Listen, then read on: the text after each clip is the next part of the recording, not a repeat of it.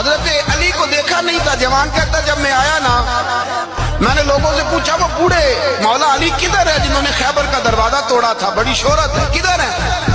کہتے حضرت علی صاحب نے بیٹھے تھے, مجھے کسی نے کہا وہ بیٹھے ہوئے.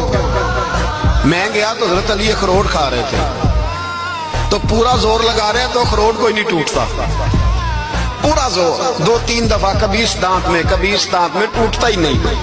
کہتے میں ہنسنے لگا تو حضرت علی نے مجھے پاس بلایا, کہا بیٹے ادھر آ. تو میں گیا تو کہنے لگے کیا سوچ رہا ہے؟ کہتے میں ڈر گیا. میں نے کہا حضور کچھ بھی نہیں. لیکن نہیں جو سوچ رہا تھا تو بتا. میں نے کہا نہیں کچھ نہیں. فرمانے لگے میں بتاؤں تو کیا سوچ رہا تھا؟ بتاؤں؟ کہ حضور بتائیے.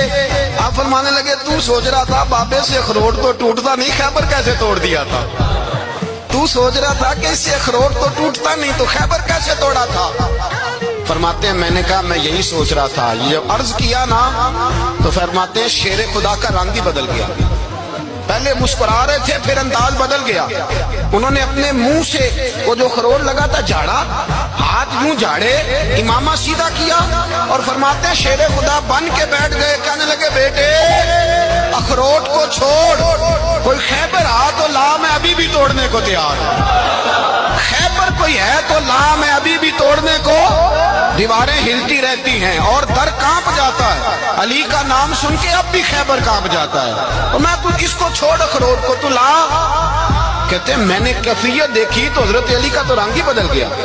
میں نے کہا واقعہ یہ توڑ ڈالیں گے, یہ خیبر آج بھی یہ توڑ ڈالیں گے, کیفیت ہی بدل گئی. فرماتے ہیں شیر خدا مسکرائے, کہنے لگے بیٹا ڈرنا, مسئلہ سمجھ.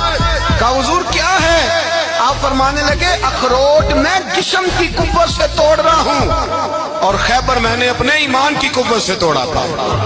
میرے ایمان میں آج بھی بڑی قوت ہے. آج بھی اگر کفر للکارے گا, آج بھی اگر دین کا دشمن للکارے گا, علی کا